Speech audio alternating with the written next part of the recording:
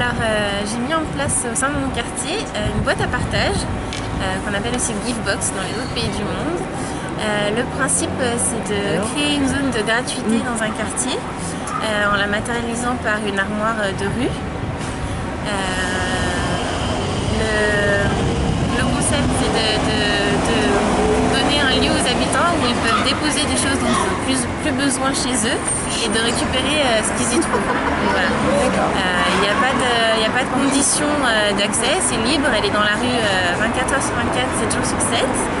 Et on peut donner sans prendre et prendre sans donner.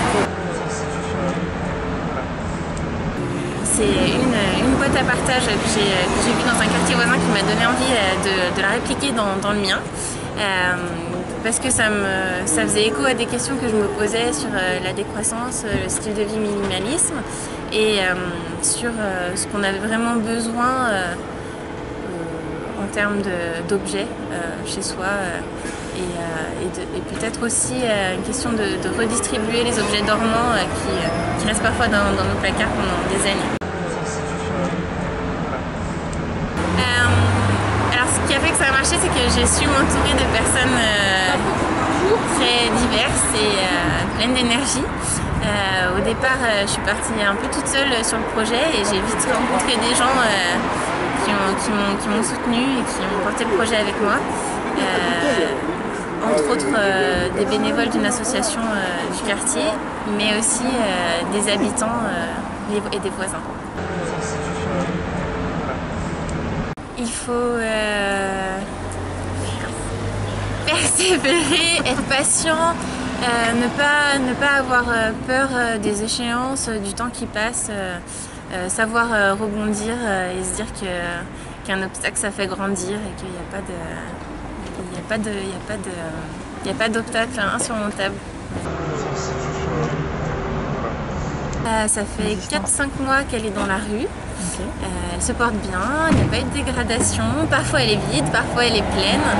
Voilà, faut pas se positionner en termes de remplissage de la boîte, il faut se positionner en termes d'échanges. Ça peut être des échanges matériels ou des échanges verbaux. Il y a beaucoup de liens qui se sont construits autour de la boîte, des gens qui parlent entre eux, qui conversent, et c'est ça aussi qui est important. Alors on est parti sur un projet sans financement en fait.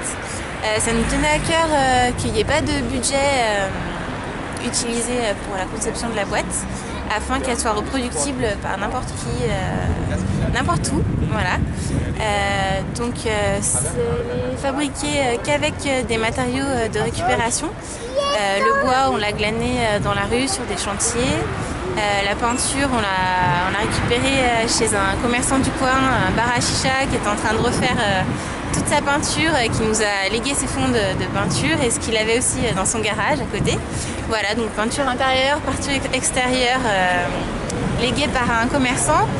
Et ensuite, on était en partenariat aussi avec un artisan du quartier qui nous a ouvert ses portes de son atelier. Voilà, donc sur 2 sessions de construction et de peinture. Donc voilà, partenariat avec les commerçants, les habitants. Pareil, la conception, la forme de la boîte a été totalement inventée par les habitants, donc pas de designer professionnel sur la forme. Oui, en effet, c'était un peu le déclic que je me suis rendu compte que j'aimais bien m'investir et porter des projets qui avaient du sens pour moi, être acteur et du changement. Voilà. Une des difficultés que j'ai eues, c'était au niveau de la communication dans le quartier. J'avais pas trop de prise sur ça.